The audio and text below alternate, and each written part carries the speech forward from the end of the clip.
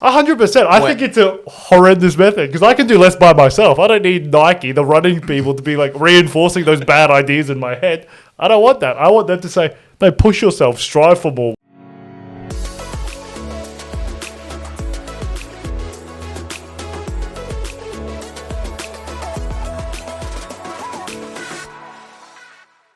It's not even like, for example, fucking like data, or it's not like, you know, not the main thing it was made for. Yeah, no, it's art. Like, it's a way of making art more legitimate, if you will. So I just think it's incredible. I think that's how it started, but I think like with that Lamelo Ball thing, I think that's what it's transitioning to, where other people, Logan Paul doing it. He did one. Do you know about Logan that? Paul? Yeah, No. Gary Vee. Everyone's sort of starting to do it and turning it into IP, like their own IP. And I think seems to be where it's going. Yeah, it's really cool. I mean, like 7,450% industry increase from February 2020 to February 2021. That's ridiculous. Welcome back to the Outspoken Show. Don't forget to like, comment, subscribe, hit that bell notification just to be reminded of new episodes. Thanks for entering the giveaway. We really appreciate it. It was a lot of fun sort of seeing everyone comment and I mean, we joked about it on, I think, the last episode where you could actually calculate the percentage chance of you winning. And we don't know who the winner is yet because of when we're recording this, but when it will come out, it's all said and done. So congratulations to the winner who we don't know who is we'll yet. We'll give you a shout out next episode. But yeah, congratulations. No, doing the giveaway was a lot of fun, and I don't know, it's good to say thank you because we get support, so we're just and we appreciate you guys paying it back 100%. So thank you guys, and I don't know when the next one will be, but hopefully sometime soon because it's good to do. But this month we've got a goal. Mm-hmm. We're currently at 45 subscribers on YouTube. Wow, big numbers. That's over 4 football teams. That's great. Yeah, 4 football. 4 starting lineups. Yeah. I was going to say it's actually less than 1 NFL team. But well, it depends on perspective. That's the importance of perspective, isn't it? Glass half full, baby. But this month we're hitting 100. We've got to figure out how to do that. But that'll be good fun. But I don't know. I think, I'll explain what Lamelo Ball's doing. So he's doing a limited edition NFT, which is tied to his NBA accomplishments. And the way he's doing it is it's actually coming out after... it's coming out before he does the Rookie of the Year thing. The NBA gives the award saying Rookie of the Year. Before he's even got it. Yeah, and I mean, I think that's a flex. Yeah, he's got it. I mean, I don't know. I don't follow NBA enough to know if there have been any other rookies that have stood out, but he's definitely got the most attention. He's big. He's the only one I've heard of. Well, he's also, I think, got the attention because of his dad and LeVar. LeVar's the dad. And then Lonzo's the other brother in the NFL. NBA, sorry. But he's doing 500 dynamic and 1,500 standard, I believe was the numbers. Is that right? Yep. 9,500 standard. So, but you can redeem the dynamic NFTs for memorabilia, such as game-worn shoes, and then it can no longer be reused or reissued. I love stinky shoes. Okay. My shoes are stinky. No, but that's a weird thing that people are obsessed with, like game-worn stuff. It's a huge... Well, people have, like, museums of memorabilia. Yeah. Like, some people get addicted to it. They see it as it's a moment in history. I have a living moment in history of when this person did this. I can... Oh, the shoe starts the story of... They're fanatical. This is when, So would you wear, or not wear, have a game-worn shoe? Game-worn shoe, weird. Game-worn jersey, I can see. Wait, what's wrong with the shoe? I don't know. The shoe just doesn't... There's no association to the team, to me, with the shoe. No, but you know what there is in the... To me. But what if it's a Jordan shoe? Like, then there's an... In the sneaker world, like, it's a big deal, dude. Like, if you had, for example, like a 500 shoe collection, and one of those 500 was, like, a game-worn shoe by some legend...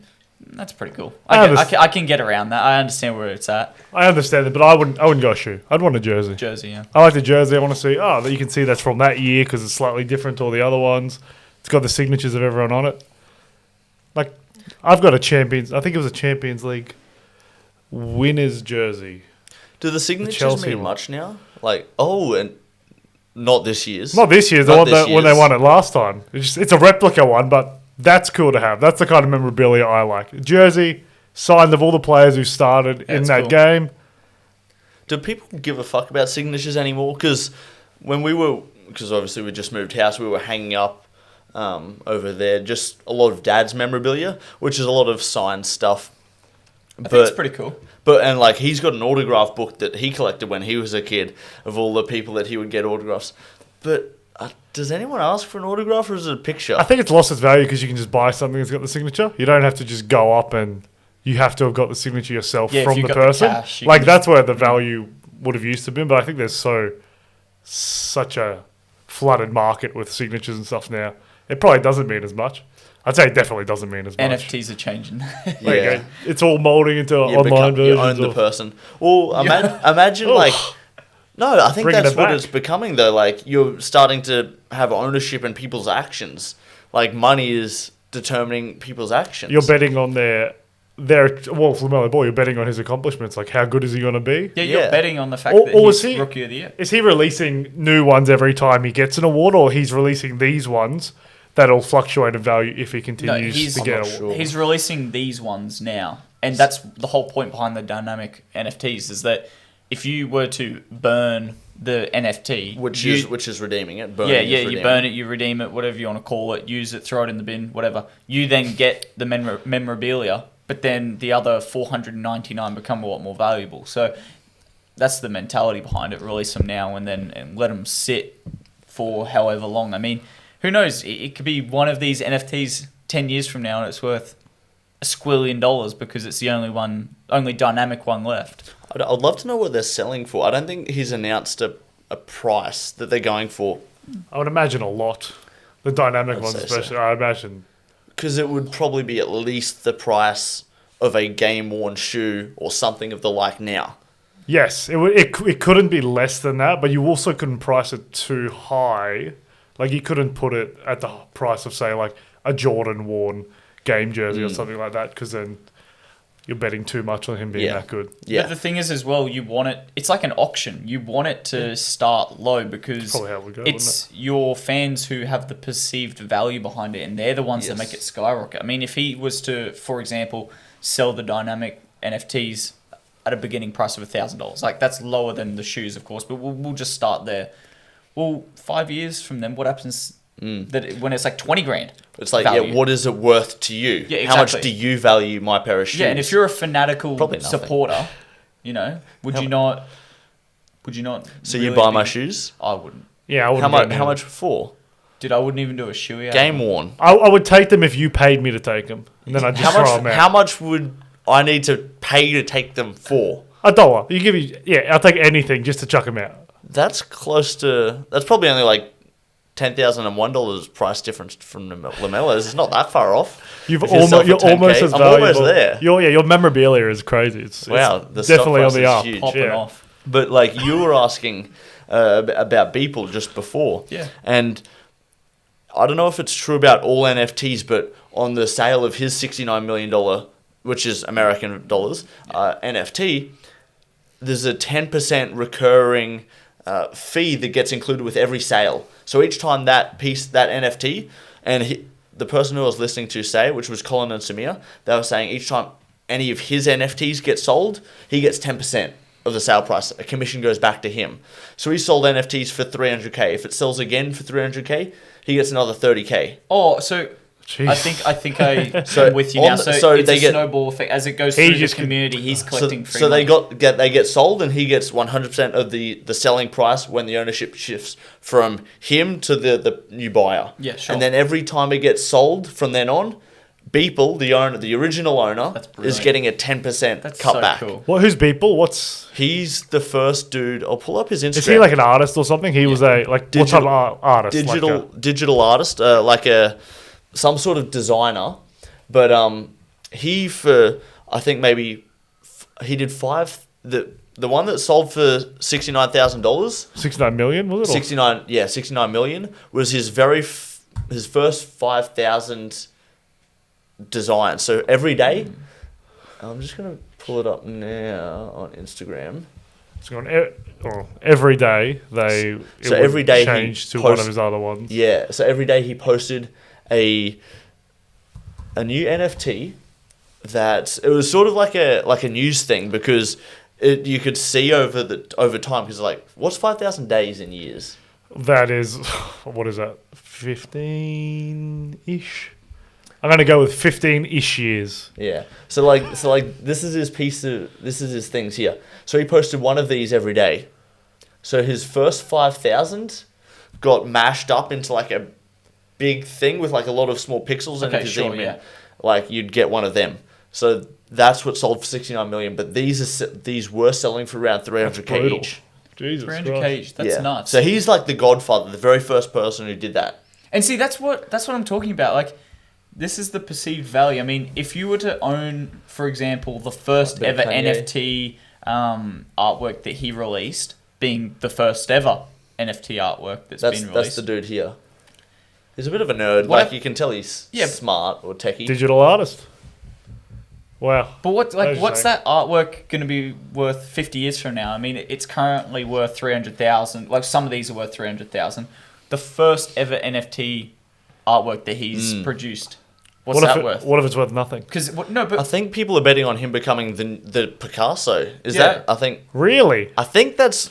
I guess it's just another version of art, like a different canvas to have art on. It's weird that how NFTs were not created for this kind of thing initially. Were that wasn't like the intention behind what were they?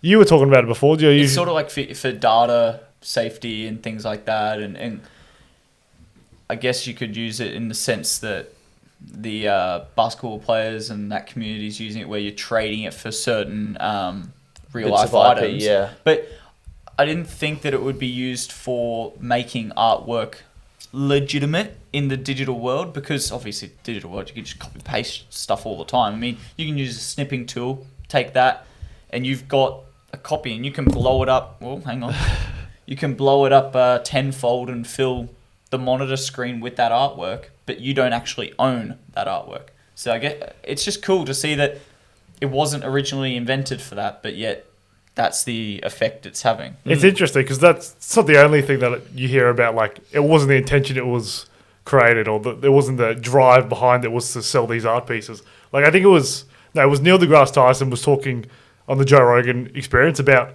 how it's slightly different tangent, but it's every medical thing, every piece of medical equipment they use to scan the human body was created by a physicist, not intending to build something like that. It's just an idea that sparks a thing that after they've discovered it, they see, we can use this as like a, what are the things to scan? Like all these CT scans and all that kind of stuff. Scans, that sort of stuff. Like, it's interesting. You need like brilliant, creative people to that's what discover happened things. with weightlifting machines. So like your seated chest press machine, they're all designed for recovery. They're not actually designed for putting muscle on from the beginning. The whole point for example, cables. The point behind cables is that you can load small amounts of weight as you're recovering from muscle or nerve damage, and that's how you get back your strength and build range of motion and muscle memory. Your compound movements like bench press, deadlift, squats, that's what originally was created for muscle growth. And it's just cool to see that all these things, like you said, they're not designed for that particular use, and yet we use them day in, day out for that. Well, it makes sense, like you're saying, with those machine bench presses, because it takes a lot of the stress away from the joints. Oh, shit, yeah. No stability required, which is why I sort of stay away from them. Is like, I'd rather have my joint do all the work, and not in a bad sense, but make my joints become stronger, become more stable. Well, that's literally squats and leg press. I mean, squats, it puts tremendous amount of pressure when done incorrectly on your lower back. You got to be careful. Yeah, when you're doing it incorrectly, there's so many people who have problems. I mean, squats and deadlifts. Critter. Yeah, literally critter. But then you put the same weight that you are squatting on leg press, and your lower back is more or less taken out of the equation. I mean, it's just brilliant. I mean, you can really load up. You can isolate certain muscles. Yeah. It actually is. What were you going to say? Well, I was going to say, I mean, the leg press, they've even gone to the extremes of doing like blood training through your legs. So when you get a pump, it's obviously like excess amount of blood going to the muscle to help it perform, right? Yeah. Well, when your legs are up doing leg press, people will do high volume sets, let the blood sort of drain because it can't all sit up in your legs because your legs are up in the air. Then they'll stand, all the blood rushes, get a massive pump, and then take photos for like their Instagram and stuff like that. They look freaking huge. Yeah. You know, that's blood training. It's just cool. Cool to see. Another thing that you mentioned about like the health products that weren't meant for a medical use that became it. It reminded me of off-label prescription drugs where they'll get approved by the FDA or whatever, the therapeutical TSG, I think it is in Australia, Therapeutical Drugs Australia. Yep. They approve it for whatever use, but then it could be prescribed for a different use. And I mean, I think in America it's been taken a bit off course and seems to be doing more damage than good in their medical system. In that example, for sure. Because a lot of it's over prescriptions and over prescribing is a huge exactly issue. like fentanyl addictions. Exactly, yeah. It could be Pfizer's paying us more to prescribe these. Well, it got allowed for or whatever approved for treating knee conditions, but you've got a headache. This will fix it, sort of thing. Your shoulder sore, have some endone. Yeah. Oh, okay. Yeah, it's like, hang on, how did that? Oh, well, that's what happens, though. Sometimes we just take things to the extreme. We're not really thinking about, well, fuck, there could be a possible addiction here behind this medicine. Yeah. Go on. Oh, no, I was going to say, what extremes can the NFTs go to? Because if you're tying money to your actions and in this case, like with Lamelo Ball, it's positive actions. Like, at what point does it become your life is just controlled by what other people want you to do by paying more? Well, he kind of steps himself up. He now has to live to a certain standard where he's not going to devalue his own NFT investment. Like, Elon Musk smoking a joint on a podcast brought down the value of his company. So, like, everything you do, literally now, people are invested in you doing well. So you have to be clean, everything, your whole career, for life. Or then all of that loses its value. And then I think in the athletic world, well, like if you, for example, got caught doping, dude, your whole career is gone. All your NFT value is gone. Everything that you've worked for, gone.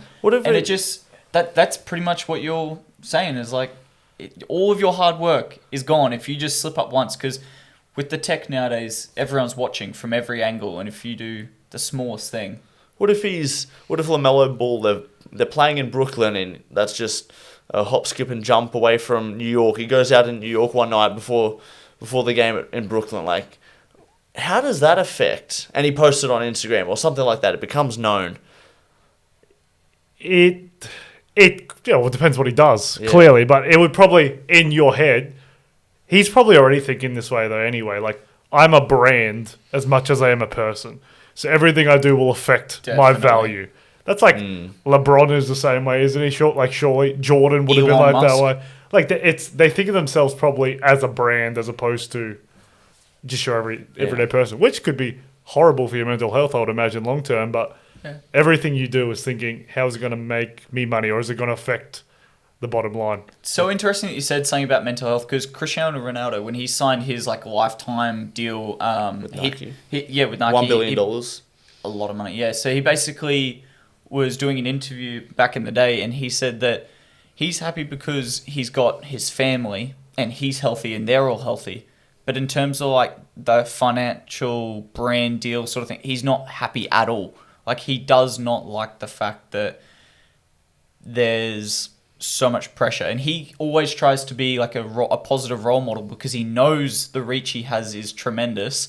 And you're right. I mean, like one thing, it just ruins it completely, and they look stupid, and they have to think of themselves as a brand. Otherwise, they've just wasted millions and millions of dollars on stupid decisions. But is that what matters? That's sort of also the other thing. Does the millions and millions of dollars matter if you're constantly not in control of your life? Because it's no longer the decisions you want to make, but the decisions other people are putting the millions in your pocket for. Dude, some people are just greedy. They don't give a fuck. They'll do anything for money. It seems like... But like, I know what you're saying, but it's also not that. It's just people... Like It's a deal that's too good to turn labeled, down. Almost. yeah, you've also just labeled Ronaldo in that same bucket. It's one of those things where That's greed, though. He might have done it initially, not thinking about this is my whole life. Yeah. I'm not going to get to retire from football and necessarily relax as much as I wanted to. I'm sure he'll be able to get away and go to places where no one can see him. He can do whatever he wants, and if he's not a bad guy, he's not going to do anything. Go to the crazy. Bahamas and like shoot missiles and shit. Yeah. But like, yeah, I never thought about like the lifetime deal. Amazing money, but fucking hell. It really shoots you in the foot That- in terms of your lifestyle. Is that 'cause worth it? Is $1 billion enough? I mean, probably is. I probably wouldn't say no, but like mentally, that You would answered be. that very quickly. Yeah, I'll look, say I too. thought about it. $1 billion is a lot of money, but that's got to be kind of somewhat draining. That you kind of give up your Yeah. freedom. But I guess you do that when you become a celebrity anyway. I think a lot of it's also it's maybe all his monetize decision. it? Yeah. It's all his decision. Like he could Yeah. walk away. And he didn't get Right pushed away. into this either. Like, Yeah. he Oh, was poor the one guy. who was like, Yeah. oh, fuck, bit of money, yeah, I'll $1 do billion. it. Oh. But he was also you stumble into that position of okay, I'll sign to your club, we'll play, and then everyone else wants to jump on board and you keep taking the money, and then they don't want you to go out on a Saturday night because they're paying you to perform on Monday.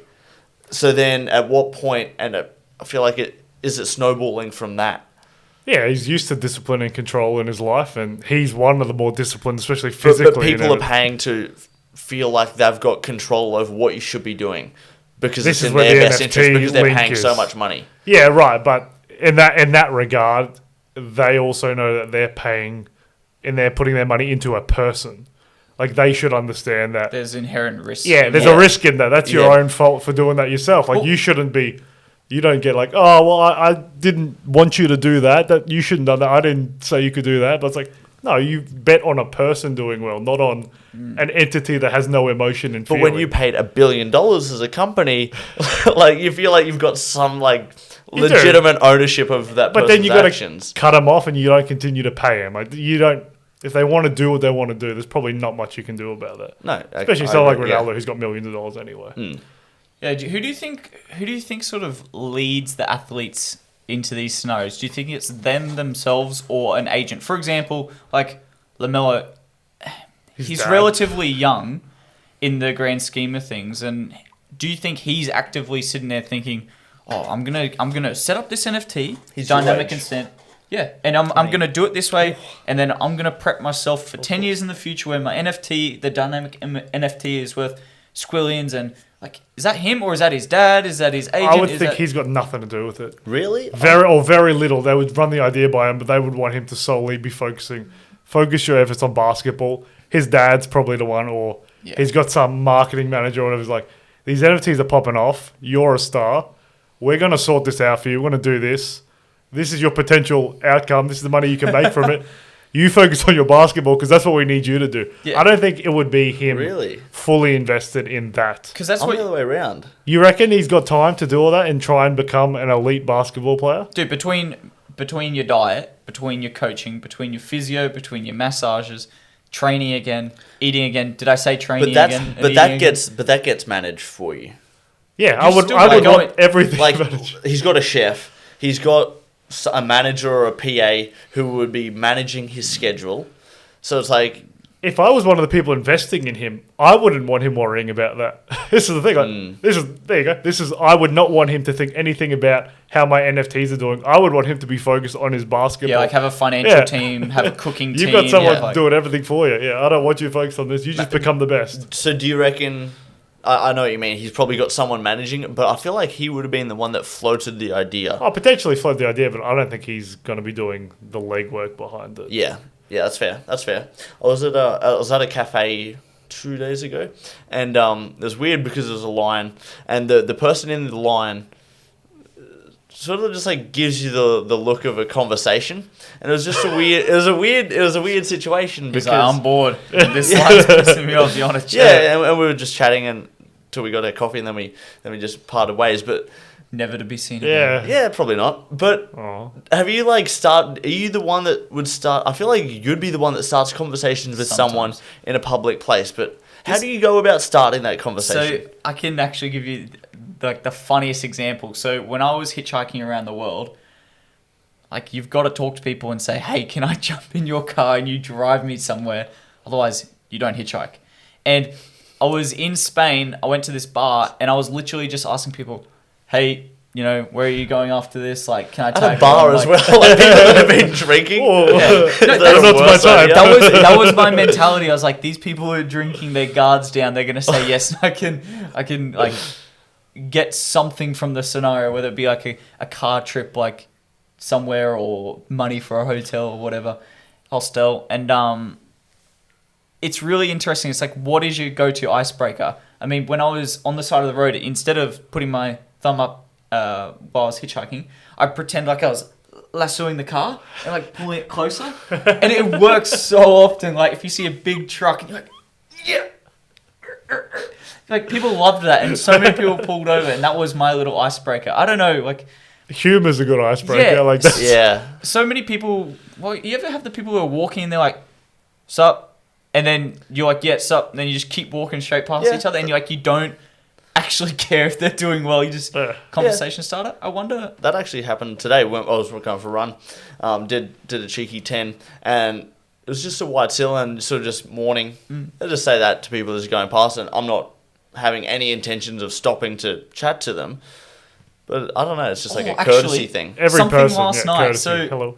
We went out. Gabby and I went drinking with some people from work, and I was walking past this group of people, like girls and guys, and this guy piped up and goes, "Goddamn speed walkers!" And I was like, "Zoom!" And then we were at the light waiting for the pedestrian light to go. But that alone, like him just yelling out, "There goes the speed walker!" Like that in itself is the funny conversation starter that you're looking for. Do I you don't have really the think wit? Do you have the wit to go back with that? What do you mean, sorry? Like, He did. He went Zoom. yeah. That's the witty response. yeah, That's- because I'm like, wait, what did you say? And he goes, oh, I said you're the speed walkers. I'm like, oh, yeah. And then you start choking on your words. No, but I think that it doesn't have to be anything specific. But I definitely think that comedy works really, really, really well. Like it is that guard breaker where people go, oh, this guy's just joking around. He's not an arsehole. He's not serious. Like you ever walking at night, like you've just finished drinking with all your friends, you're going home, and you see someone walking on the same side of the street, and it seems really serious. If they crack a joke, you know that there's like not a problem there. But if they sort of like dead serious, quiet, they walk straight past you, you're like, oh shit, is this guy gonna king hit me when I go past him? Like I think comedy definitely Or works. always smiling when it's a random person you're walking past, like smile and a nod. You're like, not like, because then you're creepy, but just like, yeah, hey, how you going? Be a psycho, Yeah. like Hey, there you go. Like when I go for like, if you cross anyone when you're running, if they're, I think the age is important too. Like anyone over like 30 will say hello back to me, or will initiate like a hello and a head nod. Anyone younger just doesn't give a shit about me. It's very funny to see. It's a weird dynamic I've seen there, but Why old people just want young people to talk to? I think they're just more more comfortable with talking already, but just like hello, how you going? yeah, they're calm with themselves. Because it's they grew up walking everywhere, or they had to ride their bike to school. My grandparents, Back all in that my kind of shit. They didn't have cars; they were on horseback. No, but it's just no general They politeness. used to whip midgets Yeah. who pulled a cart. That's Yeah, how they got to 100%. school. That's what they used to do. So you'd be at a bar. How would you start the conversation?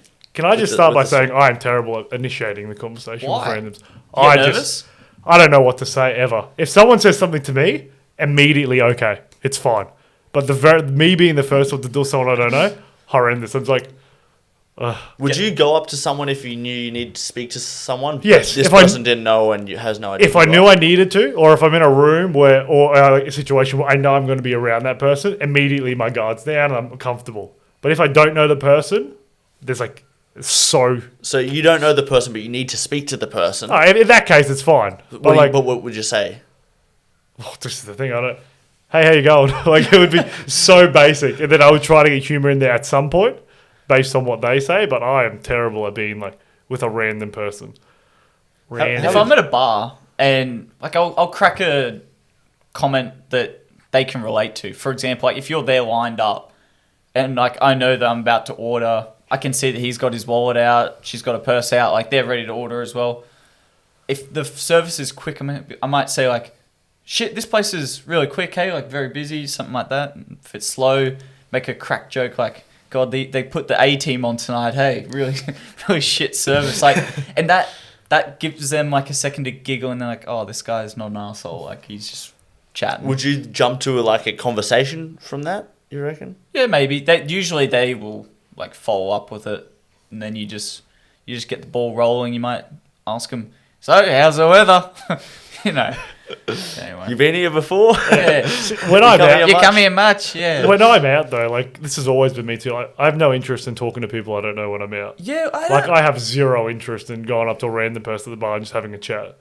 Like I'm just like I'd just rather go home. I'd just rather I had this I'll drink with my realization, mates, but then I'll just go. I don't care. Yeah, I had this realization last night. It's like I was there with all the work friends, and I was sort of looking around. It's like our group, and then that group, and that group. Like, doesn't it seem weird that we all go out, get absolutely hammered at a bar, and you pretty much don't talk to the other people? Yes. Like, it's super weird, I can't right? get that thought out of my head. That's why I don't even bother doing it, because I'm like, what's the point? You mean don't go out to a place? Well, yeah, like why do you go out? Like, why go out to a bar with your friends And not who talk you're to just anyone going to else? hang out with, and you're not going to talk to anyone else?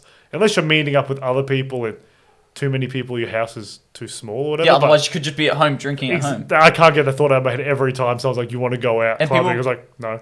Yeah, and people will be like, "Oh, it's the music." Well, Like- yeah, right. Put the stereo on and blast it. That's what you're saying. I It's would like, rather a barbecue 99 times Yeah, out of 99. But remember you talked about like the energy of other people? yeah, but there's fucking crackheads out there. I don't need that energy. I'm chilling at home, or like, you know, some of I have no desire for the energy of other people. you ever go to the bar and there's like that one idiot who's just like, he looks like he's a bad time, and you're just like, I don't want to be around that person, and you distance yourself from them. You go on the other side of the room, away from them. I don't want that energy. That's what you're talking about. Go out for the energy. Yeah, you're excited about that. What can happen? No, the other people getting excited. I think that's one of the special things about nightclubs or festivals or any sort of party. Everyone's there to have a good time, other than the one crackhead who was hanging around lurking in a corner somewhere. But everyone's there to have a good time. Everyone's there to be with their friends. Everyone's there to turn it up. Some I think people are there that's to have a fight. Yes. you run here into is those- you run into really those wants to people. fight. Do you know the best place to have a conversation is smokers? Like, if you are dying for a Hey man, conversation, you got a lighter? Yeah. Yeah. Can I borrow your lighter? yeah, that's literally like the best place to go for a conversation. Because it's the quietest. Is it though? It's Well, often it's in away from the better than music, and dance then I'm floor. like, well, why would I bother going in with the loud music? So I'm a party killer. I'm a how- buzzkill with that. How would you go about talking to someone random if you needed to speak to that person? Yeah. What would you be talking about? Or what would you be bringing up? It's so contextual. Yeah. Like, I don't if know you- what you're trying to get at. He's Like, I trying- could literally anything. Like, for example, oh, do you see Chelsea just won? That's a bunch of shit. Like, you could say anything. a great one is, oh, do I know you? Like that's No, that's so not I a know good you? idea. Have we met before? Wait, have we met before? It's like it's a great icebreaker though, because then you immediately You they'll really start think that? engaging. Yeah, I think so. Because then they're like, do I know this person? If you, You know need what? to talk to them, you know, obviously have known them from. I before. sort of see what you're saying, because when I'm at a party and I want to chat to someone, I'll say it's different because it's a house party and you all know someone at that party. It's like, oh, I don't think I've met you yet. Sort of like implying that let's meet, talk, but also like I'm a social guy that speaks to everyone Yeah, else. Like, We seem like absolute aliens right now, trying to like learn human tendencies. Yeah. We're like, How yeah, to like how interact. do you interact and talk to people? how do you now? start that conversation? Honestly, if I was in a club and some dude came up to me, he's like, "Hey, do I know you?" I was like, "No, motherfucker, get away!" Like, I'm thinking in my head, what does this dude want Yeah. from me right now? 100%. He wants to talk though. True. That's all he wants from you. He just wants to talk. It's never happened to me though. No random person. No, actually, I I- must put off a vibe like, don't talk to me. But I've never had a random come up and like, You know how I was saying best place to have a conversation is out at smokers? Men's cubicle. oh, When you're on Oh, the, when that's you're on fair. the wall, dude, some guy will make a crack comment to another. Nice dick, pretty big. Like something like that. It's always the funniest stuff in the talks, and it's people open up about the most random things because you will never see them again. It's brilliant. Especially like, I feel when I'm on the urinal at the urinal bar, whatever the fuck that is. Trough. That's the one. Yeah, there you. And especially like drinking, it always takes a while for that first Stage piss. fright. Yeah, it's not stage fright because it only happens when I'm drinking, but it takes a while for the piss to come out. Whiskey dick. And then Maybe, but I don't think so. It's just pissing. Slightly It's different. like, yeah, you don't need blood flow to piss. You just need urinal flow. And then you get there and then like someone else is there who's just standing there but not pissing at the drop. And I feel like 100% of the time a conversation sparks from that. It's like, hey man. You struggling over there? You need a hand? Dude, there's some brilliant one-liners I've heard at the urinal. Like it is perfect. Oh, that was It's like the best place to go and have a laugh. Like if you're having a shit night, just pretend out to of go the pee toilet. and just hear the guys talking shit. Hear That's the fair. occasional toilet seat go down and a few sniffs going on too. Cubicle Definitely heard a few of that. enthusiasts. Like, oh, all right, well, there you go. You sent me something. You sent me through something through to me yesterday. Sent your message with the photo. There you go. Yeah, message with the photo. English. About running. And I saw this and I'm like, to me, it sounds like Dino's trying to escape running. 'Cause Whoa. I'm bringing this up now because it was a Nike. What is it? Do you Nike want to running explain ad, and there's the other photo there where it's got the top of it, where it's got a little chart where it says, "Stop the run before you need to," and it's kind of pushing the idea of So here we go. So it's don't let yourself get too tired when you're running to motivate you or not discourage you from going for another run the next day. So don't push yourself in order to keep you Just harden the motivated to fuck keep. up. This was my take, because to someone like me, to follow that kind of advice, it's the stupidest thing ever. Because that idea, I'll just stop when I'm comfortable. Like, why would I do that? What is the? I just stay at home. So I'll Purpose. explain the image. So you've got the graph that says start running, and then you progress to and then you progress to feeling good, and then you've got enough. you like the way I'm sounding it, and then you start to go downhill. Bad idea. ... And then I hate running. Everyone you- fucking hates running. It's running, but you do it for the sake of it, and you do it to get fit. You don't do it to have fun. If you ran to have fun, you'd be a psychopath. I found it weird that Nike was. This is a message that Nike running is promoting. Like, To run less. yeah, like They should a literally company be like- based around fitness is saying, no, stay in your comfort zone. Don't push it in order to keep you happy and your level is good enough. No, but isn't the point of running to improve your level, improve your fitness level, push you out of your comfort zone, and that's where the real gains Yeah, occur? but this isn't for gains. This is to make beta males feel comfortable with themselves because they can't run 3 kilometers and their shins hurt because they're fat slobs. That's what this is. This is just self-glorification saying, oh, it's all right, Betty, you're doing your absolute best. No, just stop complaining, start running. That's all it It's is. a ploy. Yeah, It's a it's ploy. literally It's just marketing like... to cater for, we now want to get into the market of people who don't want to run. That's Yeah. why it was targeted to you, and we didn't see that. So as you feel better about yourselves. Yeah, that's what I mean. Someone And then we're getting the ads like do more, like built different. But look, maybe I don't enact the mentality you have now, but I see that is a more valuable mentality Yeah, than so- stop when you've had enough. so- like, that's what you How, want. how to do you feel about stopping when you're feeling good then? I think it's a horrible idea. Like, why? I don't understand Yeah. the point of it. Because in order to get better, you have to. How push good are these your targeting comfort zone. ads? Pardon me? How good are these targeted ads? It's actually fucked. Like, the Scary. algorithm is nuts. I do need new shoes soon, but Do you know what shoes you're going to buy for oh, running? that's why. the podiatrist told me like Asics Kayanos, I think, are really good running shoes, and they're really like supportive. And I think or Mizuno's. There were 2 different type of Asics shoe based on the thing I had going on with my foot. They reckon that was. Do you know what's brilliant that I found works like 90% of the time for when you're picking out your shoes? If you stand so that the front third of your foot is under pressure, it will splay to its maximum, and then stand on one foot, and that will be the absolute most that it will be splayed. That basically like simulates the pressure that your foot's under when you're running, and then match your shoe to that. So, for example, when you're putting on your shoes in the shop, tie them up like you're about to go for a run, but Stand then on the forefoot. yeah, but then stand on your forefoot to See get how that that splay. feels. Because if the side of your foot rolls over the bed of the shoe, the bed's like where your foot originally sits in a neutral position. If it rolls over the bed of the foot when it's splayed, then they're not wide enough, and then you'll have a massive amount of pain. You won't be able to run. Yeah, and the podiatrist like laid that stuff out to me in terms. I can't remember what exactly she said, but it was either I was a neutral. My foot's like neutral, so this is the one will support and prevent you from rolling over and causing the ligament strain or whatever they had before. Because I've still got the orthotics from that, but yeah, I will need to get some new. It's good that Won't you be getting saw- Nike. So you're angry at Nike for telling you to do less? 100%. I think it's a horrendous method because I can do less by myself. I don't need Nike, the running people, to be like reinforcing those bad ideas in my head.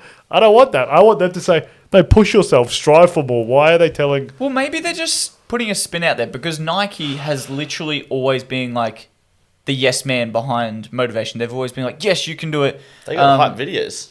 Yeah, they've always been the yes man. So maybe they're just like, fuck no, man. Let's give it a go. Because I think there's going to be a lot of people who come out of COVID. They've not exercised. They're just down in the dumps mentally and physically. And Nike's basically saying, oh, it's all right. You know, they're there. It's like the victim sort of play. I think it's fucking bullshit. And I think it's not healthy to do because, as you said, people are ace at procrastination by themselves. They do not need you as a third party to be encouraging that sort of stuff. They need you as a third party to be the yes man, the hype man. Do we think that could work? That method of where you run it'd be a lot slower a progress. Is that? No, I don't think it ever works. Like getting to the point where you're running enough, you feel good in stopping. Like, do you think that I completely disagree with actual style could Oh, work? then I don't go know. first. I'm trying to think because I feel like it could work, but it would be a lot longer to get to a certain. If you're trying to get to a point, you could build fitness. But I completely disagree with you, Dylan. I think it depends on self-discipline, and it was something that I told you when you started to run, that you don't need to do that much. You need to do other things to build up your fitness to improve your running. But those other things are pushing my body though. But still. like I've figured out, you're good enough at procrastinating yourself. You don't need me to tell you. You don't need to do as much as the common Worst thing you methodology could have ever is. said. Jesus, just don't do anything. Oh god. Yeah, so that's what I've realized. So it didn't work. My mentality behind this, right, is if you only go to where you feel comfortable, that's just a plateau. It's a discipline thing, though. Yeah, but it's not necessarily. For example, if you're running a 10K and every time you hit 5K, you start having shin splints in your left shin, that for some people will be the indication, okay, it's enough for the run, and they will stop there. Like, they won't reach the 10K. And that shin splint, that could be because of stretching, flexibility, and stuff like that, but they may not know that. And if Nike's sitting here saying, oh, just stop when you're feeling good, they may not know to stretch and like how to fix that problem, so they only will ever run a 5K because that's what they've been sort of told and encouraged to do, and so they just hit a plateau because I see what you're saying. But in a lot of people's cases, there's also nothing wrong with that. If they keep doing 5Ks, if they're doing that 2-3 times a week, instead of trying to do a 15K run and then not doing it for another 2 months because they're out injured, like that's a good thing. If they can do that 5 times a week, then you're better than probably like 99% of people just by running 5Ks twice a week. But we're also putting this into the context of marathon training.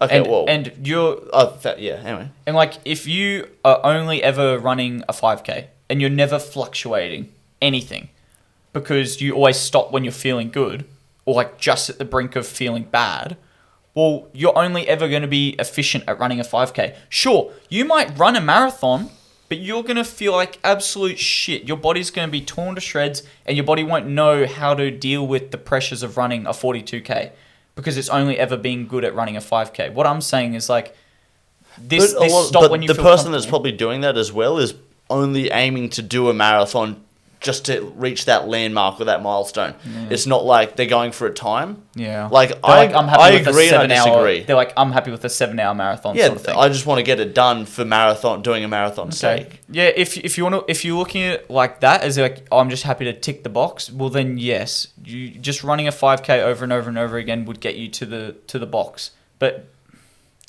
I don't think it's healthy per se, like, because all you're doing is just constantly reinforcing this mental idea that I can just quit whenever I feel good.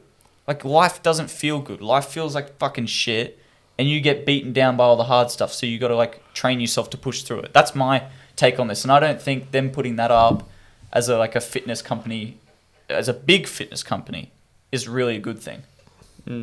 It's interesting. What do you think? It's interesting. I tend to lean more towards what Dylan thinks in terms of, if you're stopping whenever you feel good, you're not learning to live in discomfort, which is one of the main things. Where you say, where I also agree with where you're like the discipline thing. If you know you can go further and you've proven to yourself you can do that, and you're stopping early. That's a different thing than what this is saying. This is trying to motivate people to start running and keep running. I think there's a big issue when like a lot of it comes on social media and a lot of the, especially with gym, a lot of the gym mentality, it's a big bro mentality. It's like you got 3 more lifts in you sort of thing, and you're just going. And the point of lifting weights to grow muscle is to tear your muscles, and then it recovers and it repairs bigger. But there's a downside to doing too much of that, and then you're getting muscle strains and injuries. So like I think, while you want to be pushing yourself, it's a controlled pushing, and it's like, all right, we're going to go 5% over the line. Yeah. Like even Critter talked about like the number of lifts he did that actually was at his max rep were only ever in comp. He never trained doing his 180 kilo bench press. Yeah. He said he did do it a couple of times, but but he's also not a couple of times. He's not actively doing it like I'm going to do it once a month. Yeah, thrashing yourself was not the strategy. And I'm not saying thrash yourself. I'm just saying that pushing yourself, like to a bit of discomfort at least. If you have said to yourself, okay, I want to train and get fit in the running aspect of sport. Well, okay, run the 5K, and then if you're running the 5K and you're like, oh, I feel really good. I'm happy they've run a 5K. I'm going to turn around and go home. But you could also be like, oh, fuck, I've got another hour worth of spare time. Why don't I just go like 6K? I'll feel even better. It's going to hurt a little bit more. But that's what I'm talking about. It's like that little push. Yeah. Because the pushing through, I don't think that last 3 kilometers was really tough. Why would that stop you from doing a run again the next day? Like, I've never had that feeling of... I don't think it's... Yeah. Yeah, because it doesn't stop you from doing the run again, because if you haven't done running in a while, just starting the run, no matter what you're doing, is that erg is the worst part, and everything else is pretty good. Like, even the pushing yourself, you feel even better after you've pushed yourself and you've finished it and you actually feel okay. See, for me... So it's just stopping when you had enough. It just feels, It feels like a cop-out. See, if I was working for their team and I was the individual who was putting up the ad to get people to start running... It'd be approved. It'd go through like 3 boards of approval. Of course, but what I would be doing is nothing like that. I'd instead encourage people to find scenic places to run or like captivating places to run. For example... Why run in the street when you could drive somewhere and then run in a forest? You know, and that's the sort of ad I would push to get people to start running, not encourage them to go halfway. Yeah, I think it's important to remember that Nike do like a lot of different ads, and this is just one of them. Yeah, but crucify them. Look, it just took me back. I was like, that's Nike saying to don't push yourself at all, just get to enough, and then you're... But do you think, like, the average person who is thinking about running and has been thinking about running in the back of their mind for the past 2 years, they just haven't acted on any of it, is terrified of going and pushing themselves like they do see in the movies and what they see of other people doing on the outside world compared to the box that they're in? Yeah. So by being told to just go out and run up until... you start to get tired. Just like do that one run, get out the door, and then get out the door again that second and third time. Yeah, and so that people aren't terrified of going to the door to run, or then sore for a week because of how big that run was. Because the thing is with you, I think this. I'm sort of coming to a realization that maybe I'm the dumb one. This actually is super fucking smart, right? Oh, it's. I think it's going to appeal to people. So get this, right? When you exercise, you obviously release endorphins that make you super happy. That's why you get addicted to exercise. Because it's really good for your body. Feels amazing. Yes, it hurts, but then the rewards are just tenfold better than that little bit of pain. Maybe Nike are just like, fuck, we'll just... As long as we get them started, they'll get addicted, and then we've got them. Yeah, they'll push themselves naturally. They're fucking genius. It makes sense. It just still infuriated me when I saw it because I'm like, what are you telling me to do just enough? No, I need to push myself. Also, this is the tactic. It's like, let's put something outlandish out there, and it's going to be so ridiculous that everyone's going to talk about it, and then we're yet again back in the forefront of people's minds. Yeah, Nike, we're still number one. Just relax. Yeah, just a small little company that is Nike. Yeah. Number 5 company in the world. Number 5 podcast in the world. Whoa! Oh, is Nike the number 5? They should sponsor us. It's a match made in heaven. After this, cutting off all ties. Anyway, literally, Luke's actually teeing up for the match made in heaven. Yeah, well, that's huge as well. I'm excited for that one. The Logan Paul Floyd Mayweather is just under a week away. That's right. Yeah. Which will Quick. be Do you guys want to do barbecue night? That'd be I don't It's think on we a can. It's on a Monday. Monday It's on a now. Monday. Yeah. barbecue. Yum. We can Yeah, I we mean, can have I- barbecue here, and then we can. no, but it's on a Monday, like Monday during the day. Oh, that's shit. Yeah, they It's like shafted us. 10 a.m. our time. Yeah, they're doing it on a Sunday night, which I thought's weird because you miss out on the Australian or a lot of the but Australian they, audience. Dude, they probably don't give a fuck. Their American audience would be ridiculous. It wouldn't be a huge number that they're missing out on, but it's still weird how every other fight seems to Saturday cater for night, it. yeah. Every other fight's a Saturday night, which is also a normal time to do it because, like, you don't go out on a Sunday night, you go out on a Saturday night. It's just Saturday night's that, Pub night. yeah, it's that bigger night. Seriously, like, yeah, do you guys like going out on Sunday sesh? I always think Saturday You know, sesh is better. you know my answer, no. I don't mind. I mean, I'd prefer to go on a Friday or Saturday. Yeah, like Sundays- It if it's depends, like, what time are you finishing on a just Sunday night? For this, for example, like if you're just going out for a few beers and, Oh, but and this food would and be watching a late at fight. night. Yeah. They'd be starting at like 9, 10 o'clock at night. Yeah. Logan Paul's probably going to fight at like 11 o'clock, sort of. It's that PM. late. I didn't realize it was Yeah. that late where they're actually. That is The, weird. the televised starts 8 p.m. Eastern time, which is the time in Miami, which is where the fight is. So that's 10 a.m. our time. And then you But, got like but the you've got before that, you've got and the you undercard. They'll have a couple of entertainers on. You got like the girls them. with like the signs, round one. Yeah. Yeah, So- that fucking takes a minute in its own right. It'll be after 11 o'clock p.m. before they start. So it's huge. But Miami people probably don't sleep anyway. Oh, They're- Miami was they're a either great on- place to have a Yeah, fight like that. Like, they're on they're party. cocaine or they actually just don't sleep. Like, They're a party city, mate. They do not Yeah. care. They don't have work on Monday. What are you talking about? what is the work? What What's is the biggest job? party city in the world? It's Probably Vegas or Ibiza. You look at Like- Vegas is a party city, but I don't Vegas is know. a gambling. So I don't know if it's parties. But like, I've never been. but People get smashed and get drunk in like little chapels. I should imagine they have Never lots of clubs. Drunk, too. married, and yeah, they little get chapels, yeah. That's a weird one. I learned that from The Hangover. I learned that from Friends. Yeah, you did. The Hangover was your first insight. No, they're getting married by an Elvis impersonator in Vegas is a very common, mistake lots of people make. But yeah, that's. I didn't Do you realize know Vegas anyone was that's no? Oh, so common. I don't know one that's done it. Yeah, that's how common it is. I don't know. You just said that like maybe. It's enough that No. it's had a lot of jokes written about yeah. it. That's all I'll say. Yeah. Be an absolute stitch up. You're out with the boys for a bucks night or something like that. in Vegas. Imagine. Get absolutely hammered. Then next thing, you're married to your best mate. It's like, oh shit, it's my wedding with like my actual partner tomorrow.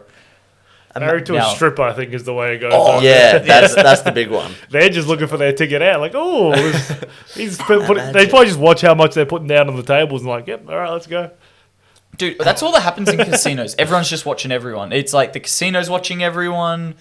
There's girls, guys in there watching for prey, if you will. Like, I used to go to the casino. I would spend zero money. People watch. But I would find it fascinating watching these guys just putting thousands of dollars on the table at a time. And you're just like, far out. This guy's got that much money where he can just put it in. That's either or he addiction. doesn't, or he Yeah. doesn't. That's either addiction or crazy amounts of money. Either way, it's interesting to see.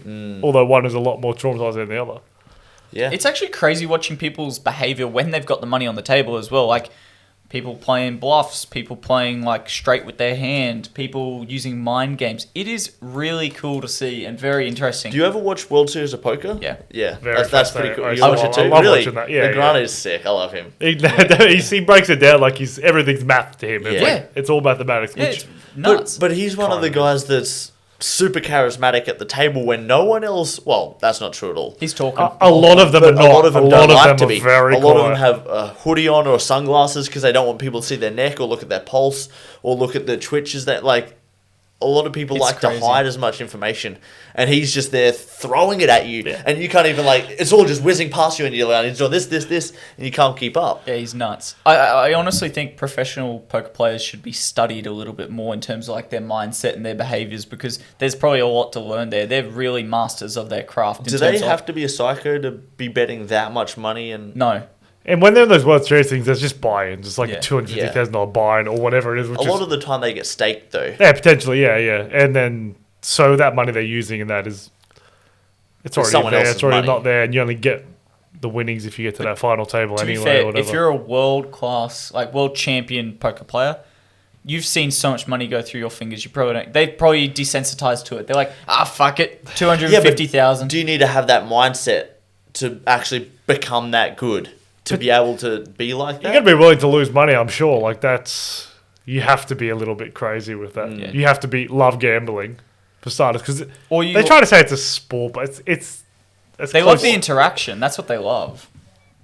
It's a card The game. interaction of like me versus you. I'm going to bluff you out. I'm going to play straight with my hand. Like It's the most competitive form of Do you know what gambling they got. my old man told me just the other day is that now you can bet on games like League of Legends, like the championships. You can basically bet who you think's going to win. betting I think it's crazy. I mentioned to him how like during the podcast we were talking about the FIFA addiction that is created with young kids. Well, that's literally the transition point. It goes FIFA, betting on like League of Legends, 18, you go CSGO, bet. and then from there you go slap the pokies, and then from there you're going playing blackjack and poker, and now you're broke and you're living on the side of the street and you can't play your video games. We'll really see how That was crazy. a very slippery slope. We'll really see how crazy it is now that America's like opening up gambling to everywhere. Like they're kind of, it's kind of being. We'll see if it actually is It's a the problem. thing, over there. yeah. Yeah. Betting on video game players, in terms of, it's just like any competitive endeavor, isn't it? Like I think they're there'll be like lots of people who care. their adolescence culture is very like addictive as well. Like they're very easily persuaded. For example, there was vaping, and then everyone in America had a vape. It's also And then- addictive, the actual thing itself. Content of it, the nicotine. Yeah. of it. Gambling. Video games, they're Dude, all addictive Yeah, as well. yeah, and it is like you put video games, which is one of like the most used hobbies for pastimes, and you match it with a really addictive aspect of society like gambling. Perfect for adolescents. The betting on the video game player or the video game teams, I'm saying it's weird, but video games, yeah. But if they're like under 18, the people you're betting on, does that make a weird dynamic of like, oh, I'm betting on this 16-year-old kid Not to really. You 'Cause don't it's think the same so? with professional sports. Nah. Yeah, You can just still betting bet on a on prodigy. Yeah, you can still be betting on a tennis player who's 17 but on the tour. Like, while it's still weird that you're betting on a kid, It's I not like think it's you're, the yeah, same. it's not like they're betting. They're just Because playing. they're not participating in the actual interchange of money. Their performance is the interaction there. And so it's realistically, I don't see a problem. Like, you know how the people will say, oh, you got to be 18 or all this sort of stuff.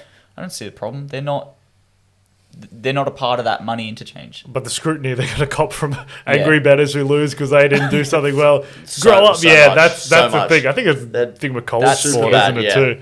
Maybe that's A lot of That's a good point. a lot of my mates get probably hundreds of DMs a year, and that's not a joke. Potentially more, just because everything they do can be bet on, and if they lose a match, there's a lot of people that have just lost a lot of money on them, and they end up getting a lot of DMs from it. And a few of them have showed me the DMs they've got, and it's pretty ugly. Like Pretty full on. it's fucked it's with that because kind of thing. I mean, I don't look at him as someone who's, I don't look at him as like a curios where he's up there and he's on a pedestal in society where he's on a different level. Like he's Your sort of, mate I playing feel- tennis Yeah, at, he's just at a decent grade. he's just playing tennis. So he's getting the gamblers who are really into it, looking for those Yeah. unique ones who get really angry at those people. It's like terrifying to think of. And but it's also like shit because you didn't want to lose. Yeah. So like you're angry at yourself for that loss. And then you're angry at yourself because you just and then cost they're other getting people threats of like like some of them are really Oh, bad. for sure. Yeah, for sure. This is kind of part of what and my like, but thinking was with it. you're annoyed at yourself for performing poorly. Yeah. And then other people are angry at you. It's like, oh shit. Absolutely nuts. They subjecting Yeah. that kid essentially to the scrutiny because you want to make money off them. I don't know. I just, gambling just gets me angry a lot of the time, thinking about the betting on people when they're young. You're then subjecting them to that Yeah. public scrutiny, or the direct messaging from angry gamblers who are not happy they lost their money on that kid. It's really But then, full on. but It's then part of again, sport, you're though. putting It is part of yourself sport, yeah. in that position. That's You why know I what? thought No it one was bad, else because is- you want to be in the men's league, you want to play with the boys or the men. That's what it is. It's Yeah. part of the industry. And you know what? Even if there was no money involved, if you lost, like, for example, this game, Chelsea's just won. If you were the one idiot who, like, made a mistake and then you've cost the game, whether there's money involved or not, you'd still be scrutinized and you'd still be getting messages like, I'm going to come to your house and kill you because you didn't pass the ball, you know, blah, blah, blah. There was that old Colombian defender back in the day when I think it was Pablo Escobar era when he was Yeah. running shit where I don't know if it was confirmed, but allegedly he was killed or his brother was murdered because he made a mistake in a football match. You're like, oh, there wasn't as much money around in it then, I'm guessing, but But still, People I still think get that angry. one was just passion. that's culture. That was Like, oh, yeah. you disrespected, you disgraced Colombia. Like, you're God. That's so nuts. crazy. Well, none of us is subject to that. yeah. Not yet, yeah. When we're number 5 podcast in the world, Wait, number wait, 4, what? pardon me, number 4. Yeah, I was gonna say. Yeah. There will be a lot more attention on us, and I think that's when the pressure will be on. Our NFT will be booming by then too. Shit, yeah. yeah. That's We should- facts.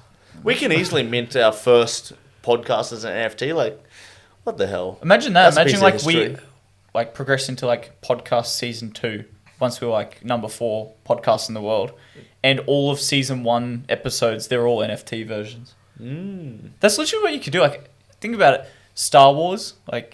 Okay, if you want to watch any of the first 4 movies, they're all NFT. You got to buy them. They're worth fucking squillions. Cooked. Just make it ridiculous. Just to the moon with it. Roundtable discussion. I don't like it, but alright. It is what it is. I was just saying some outlandish stuff in the hope oh, that wait, I'd no. stir you up. We don't say outlandish things, and I don't get stirred up easily, alright? I don't overreact to anything. Yeah, and I'm the Pope. That's fair. I don't know what I am. My name's Luke. Oh, My name is Jeff. fucking hell. Anyway, thanks for tuning in to I the think that's a Outspoken Show, good number spot. 5 podcast in the world. Don't forget to like, comment, subscribe, hit that bell notification. Thanks, guys. Yes, us. See ya.